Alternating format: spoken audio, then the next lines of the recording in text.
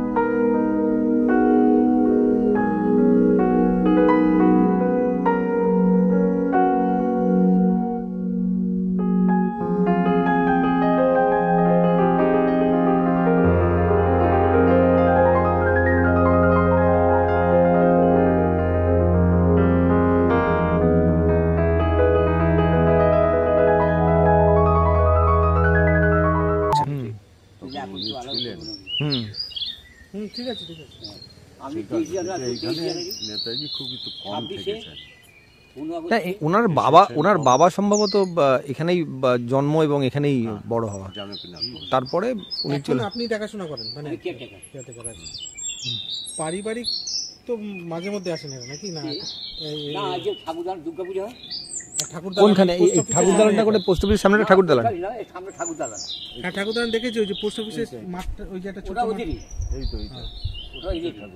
সেখানে পূজা হয়। না না, দালানটায় পূজা হয়, ঠাকুর দালানটা পূজা হয়। কোন ঠাকুর দালানটা? পোস্ট অফিসের পেছনে যেটা? না না না না, এই সামনে একদম। চলুন আপনি চলুন।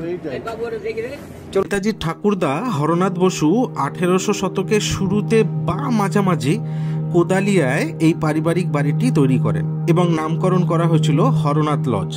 হরনাথ বসুর তৃতীয় পুত্র জানকীনাথ বসু অর্থাৎ নেতাজির পিতা 1860 সালের 28শে মে এই বাড়িতেই তিনি জন্মগ্রহণ করেন। 1885 সালে জানকীনাথ বসু কর্মক্ষেত্রে কটকের ল অর্থাৎ বার অ্যাসোসিয়েশনে যোগ দেন। তিনি কটকে আরেকটি বসতি স্থাপন করেছিলেন এবং 1891 সালের মাঝে তিনি পাবলিক প্রসিকিউটরও হয়েছিলেন। কটকের সেই বাড়িতেই 1897 সালে 23শে জানুয়ারি আমাদের নেতাজি সুভাষচন্দ্র বসুর জন্ম হয়। যদিও সুভাষচন্দ্র বসু কটকে জন্মগ্রহণ করেছিলেন এবং বড় হয়েছিলেন, তিনি দুর্গাপূজা উদযাপনের জন্য তার পরিবারের সাথে কোদালিয়াতে আসতেন। বিপ্লবীদের সাথে সাক্ষাতের জন্য কোদালিয়ার বহুবার এসেছিলেন।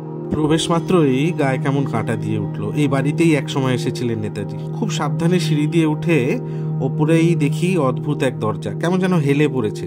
দরজার ডিজাইনটাই কি এমন নাকি সময়ের তারে তা হেলে গিয়েছে সেটা ঠিক বুঝলাম না।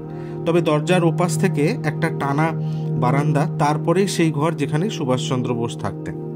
রাজ্য সরকারের উদ্যোগে কোদালিয়ায় সুভাষচন্দ্র বসুর পৈতৃক বাড়িটি আমূল সংস্কার করা হয়েছে। এখানেই গড়ে তোলা হয়েছে নেতাজির স্মৃতি বিজড়িত সংগ্রহশালা। সেই সংগ্রহশালায় নেতাজির ব্যবহৃত নানা জিনিস সংরক্ষিত করা হয়েছে। নেতাজি এখানে এলে যে যে জিনিসগুলি ব্যবহার করতেন সেগুলি খুব যত্ন সহকারে সংরক্ষণ করা হয়েছে এই বাড়িতে। এছাড়াও তার বাবা মায়ের ব্যবহৃত নানা সামগ্রীও সংরক্ষিত রয়েছে। দু চোখ বুঝে এলো, প্রণাম করলাম মনে মনে, শিহরিত মনে স্পর্শ করলাম সেই ঘরের দরজা, এই ভেবে যে কখনো হয়তো তিনি হাত রেখেছিলেন এখানে। মন্ত্রমুগ্ধের মতো চেয়ে দেখা আর স্মরণ করা সেই সব স্বাধীনতা সংগ্রামীদের যারা হাসতে হাসতে জীবন উৎসর্গ করেছিলেন দেশের জন্য। কানে যেন ভেসে আছে, তোমরা আমাকে রক্ত দাও, আমি তোমাদের স্বাধীনতা দেব। ভারতের স্বাধীনতা ইতিহাসের সব তীর্থক্ষেত্রেই বারবার যাওয়া উচিত আপাপমর ভারতবাসী। স্বাধীনতার অগ্রপথিকরা যে জায়গা দিয়ে হেঁটে গিয়েছেন সেই সব স্থানই হোক আমাদের পুণ্যভূমি। তাই এক বিরল পাওনা মনে হয়েছে কোদালিয়ার সুভাষচন্দ্র বসুর এই পৈতৃক বাড়িটি দেখে। দেশে দেশে মুক্ত মানুষের কাছে একমাত্র কাম্য হল তার স্বাধীনতার অধিকার, তার বাঁচার অধিকার, কাজের অধিকার, শিক্ষার অধিকার। তার সেই অধিকারকে খর্ব করে যারা নিজের স্বার্থে, লক্ষ কোটি মানুষের আত্মত্যাগের ফসল যে স্বাধীনতা,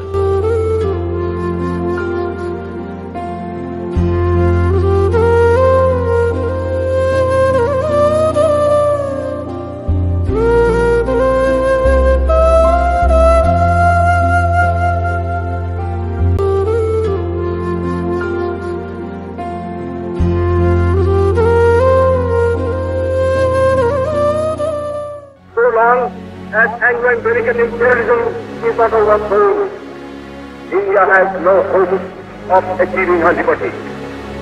We are therefore determined to fight shoulder to shoulder with you, no matter how long and hard the struggle may be, and no matter what the suffering and the sacrifice involved may prove to be.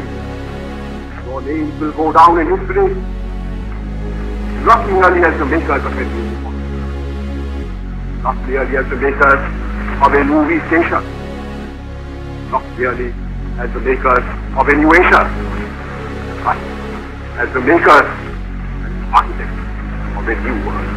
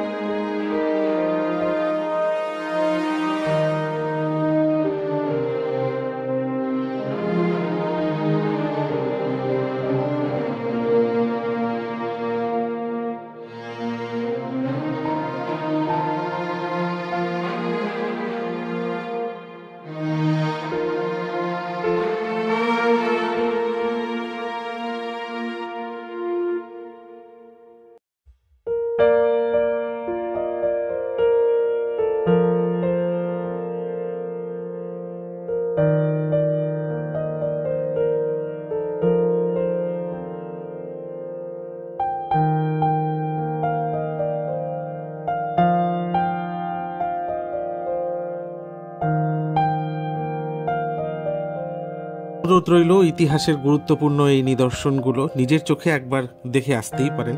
23শে January, 26শে January, 15ই August এবং দুর্গাপুজোর সময় ঠাকুর দালান ও মূল বাড়ি দর্শনার্থীদের জন্য খুলে দেওয়া হয়। এই দিনগুলি ছাড়া প্রবেশ করতে গেলে আপনাকে পারমিশন নিয়ে যেতে হবে। বর্তমানে পশ্চিমবঙ্গ সরকার কর্তৃক এইটি একটি ঐতিহ্যবাহী স্থান অর্থাৎ হেরিটেজ সাইট হিসাবে তালিকাভুক্ত।